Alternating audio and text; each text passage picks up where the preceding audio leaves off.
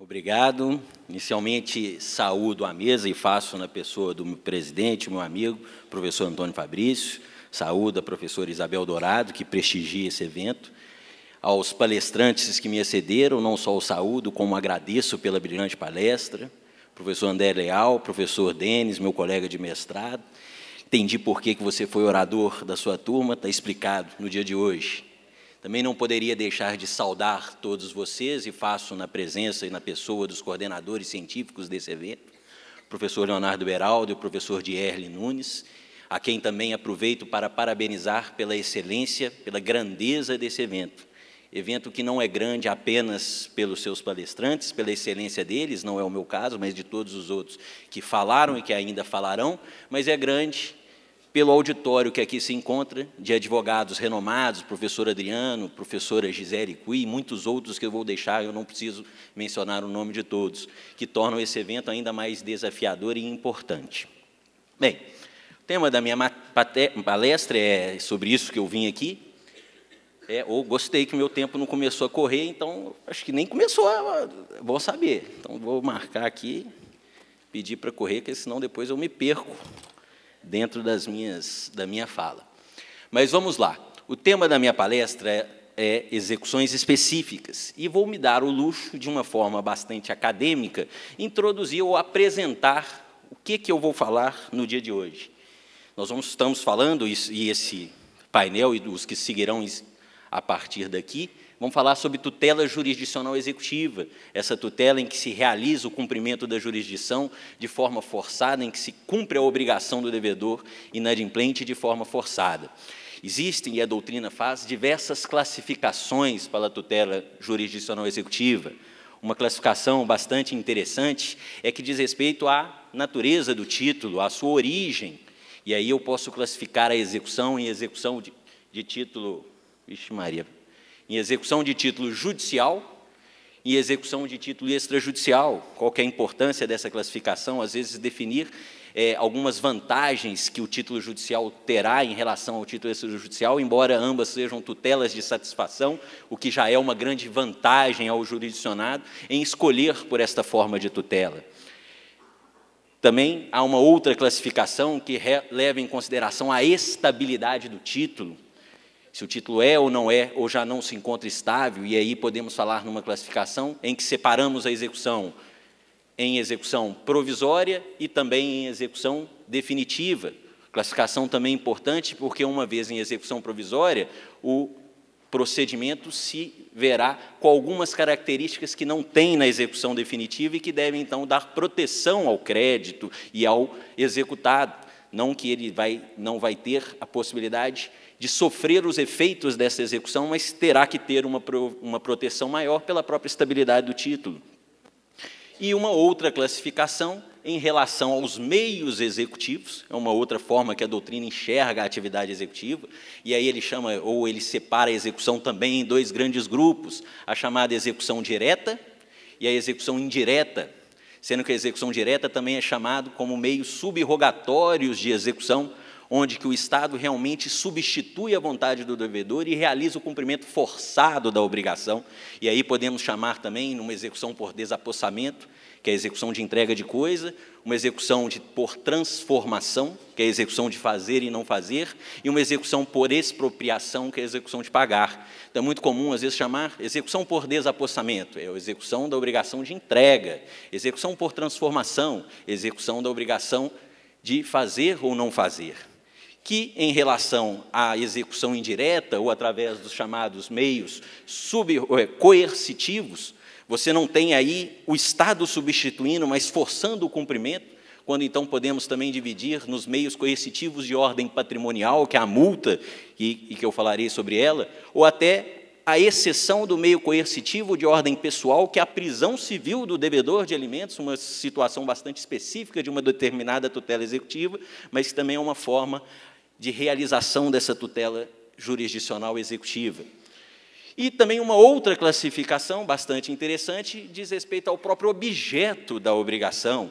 E aí podemos separar, e vamos separar aqui em dois grupos, a obrigação de pagar, que é a chamada execução genérica de determinado cumprimento, e que é o objeto da minha palestra, a execução específica, que vai ser as execuções das obrigações de fazer e não fazer e da execução de entregar.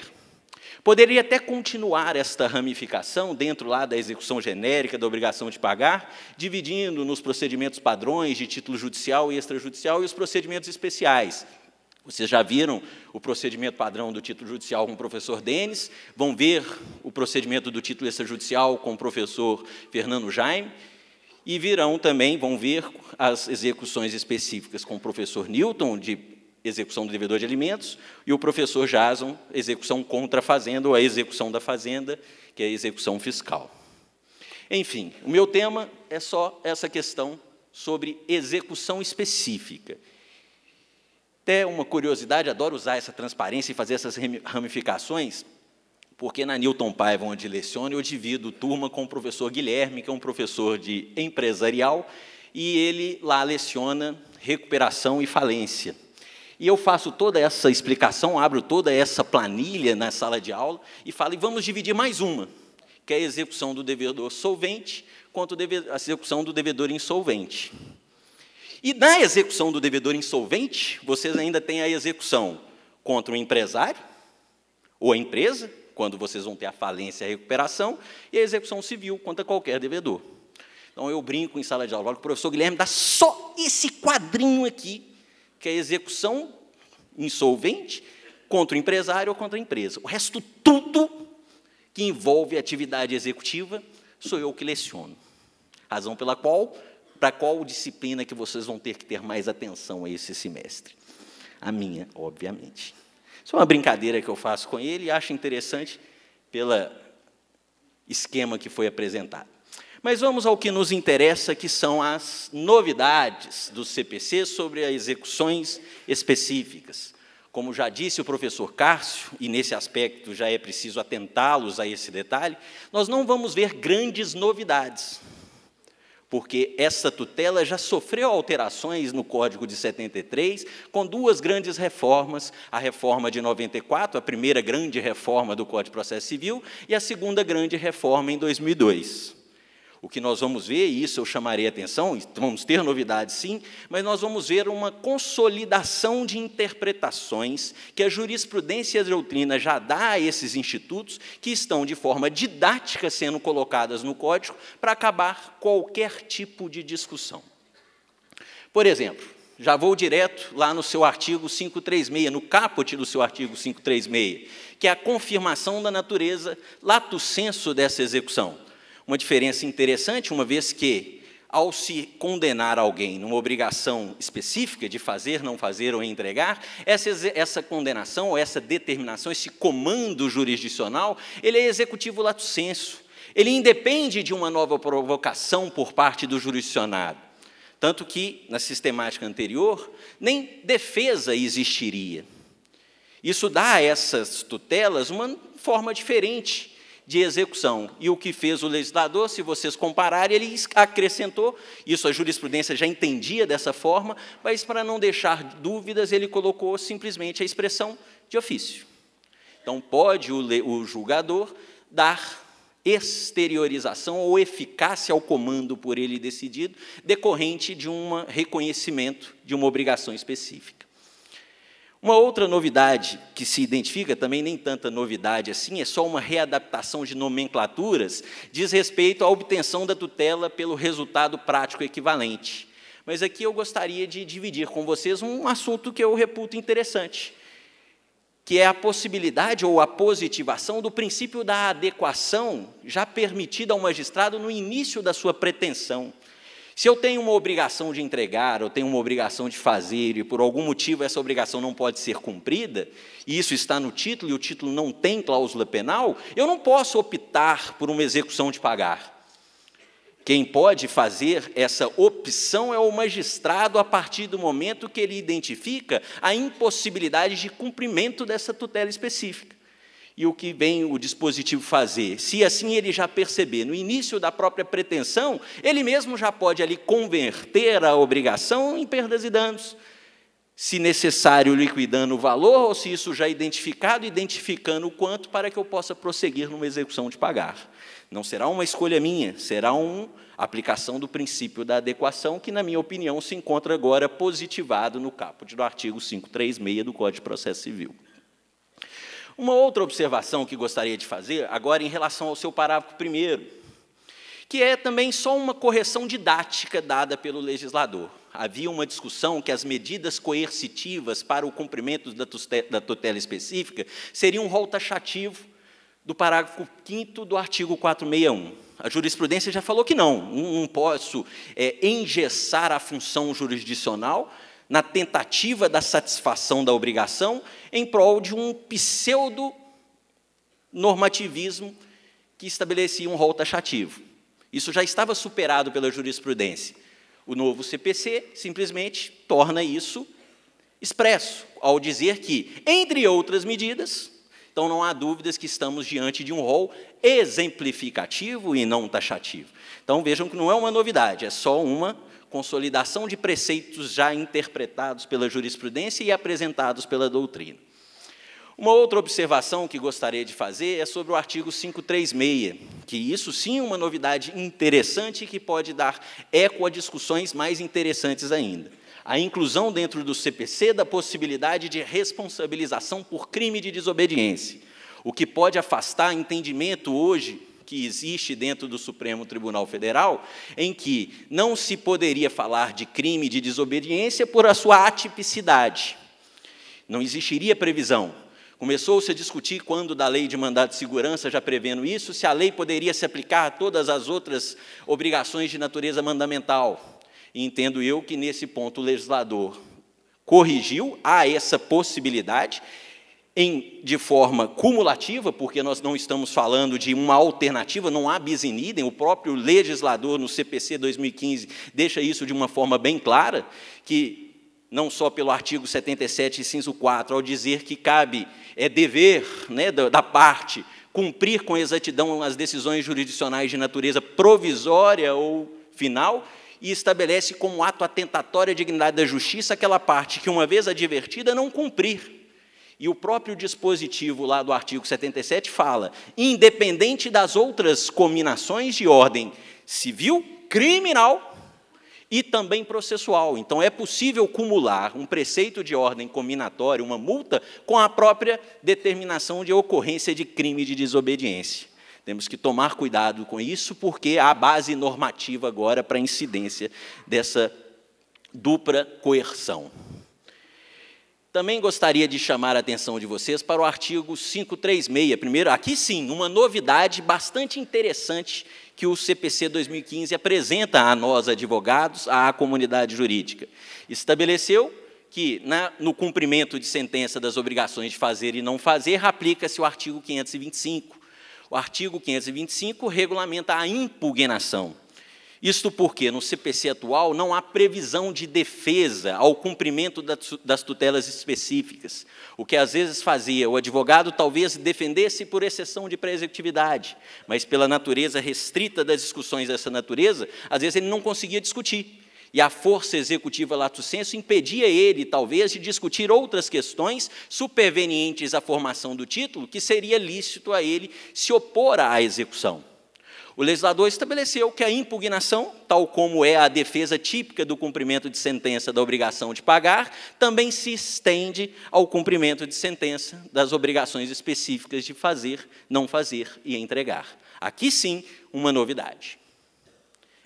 Chamo a atenção também sobre o parágrafo 5º, também simplesmente positivando interpretações já existentes, de que o dispositivo nesse código também se aplica às obrigações de natureza, ou às combinações de fazer, não fazer, entregar, de natureza não obrigacional. Caminhando dentro das novidades, chamo a atenção para o artigo 537. A astrente, a multa das tutelas específicas, ganhou um artigo só para ela. Isso é uma coisa interessante e regulamentando uma série de discussões. Não são, na sua maioria, novidades, mas, como disse o professor Cássio Scarpinella na sua palestra inicial, é uma forma didática de já apresentar à comunidade jurídica o que se deve interpretar esse meio coercitivo, que é a multa. Começar pela decotação de uma palavra que, na minha opinião, traz reflexos interessantíssimos. Percebam que no Código atual fala-se em multa diária, e no CPC 2015 falar-se-á em multa. Não obrigatoriamente periódica.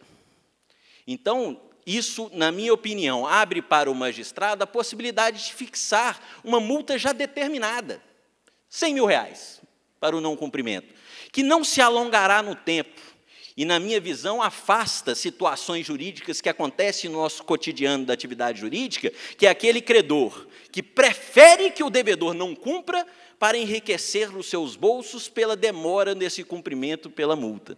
Eu prefiro R$1.000 por dia, 30 dias, 30 mil. Melhor do que ele construir um muro. Melhor do que ele devolver aquele cavalo.